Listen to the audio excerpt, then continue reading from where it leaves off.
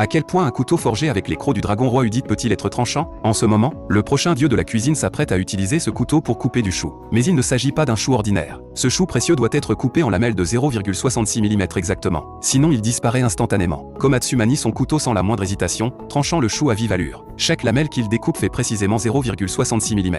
Alors que Komatsu pense avoir gagné la partie, il découvre soudain avec stupeur que Shu, à côté de lui, a terminé de couper tout son chou en seulement 10 secondes. Komatsu est totalement abasourdi. Il n'arrive pas à croire que sa technique de coupe, perfectionnée pendant 20 ans, ait pu être battue aussi facilement. Selon les termes du pari, Komatsu et Toriko n'auront pas droit au déjeuner aujourd'hui. Mais Toriko, lui, n'en peut plus. Cela fait 2 jours qu'il n'a pas mangé à sa faim. Voyant le pauvre Toriko dans cet état, Shu finit par céder. Toriko est ravi. Pourtant, une fois au restaurant, Toriko reste bouche bée, Shu leur ordonne de manger des haricots avec des baguettes de 5 mètres de long. S'ils n'y arrivent pas, ils devront rester le ventre vide. Toriko se permet une petite plainte, et le strict Shu les punit aussitôt en leur donnant des baguettes de 10 mètres. Finalement, les deux compères doivent se coucher le ventre creux, alors qu'ils savourent enfin de délicieux plats dans leurs rêves. Le son tonitruant d'un gong les réveille en sursaut. Même manger en rêve est interdit. Ensuite, Shu leur apporte de nouveaux vêtements et leur demande de méditer devant des herbes de nœuds. Ce sont des torchers qui s'éteignent dès qu'on perd ça. Concentration. Shu exige que les deux maintiennent la flamme allumée pendant 30 minutes. S'ils y parviennent, ils auront droit à un petit déjeuner copieux. Toriko et Komatsu se lancent donc dans cet entraînement pour pouvoir manger. Mais à peine 3 secondes se sont écoulées que la concentration trop dispersée de Toriko éteint même la torche de Komatsu. Cependant, motivés par la promesse d'un bon repas, les deux recommencent rapidement à méditer. Grâce à leurs efforts acharnés, ils finissent par accomplir la tâche imposée par Shu. Après 3 jours de jeûne, les deux affamés vont enfin pouvoir manger à leur faim. Mais les choses seront-elles vraiment aussi simples que Toriko l'espère?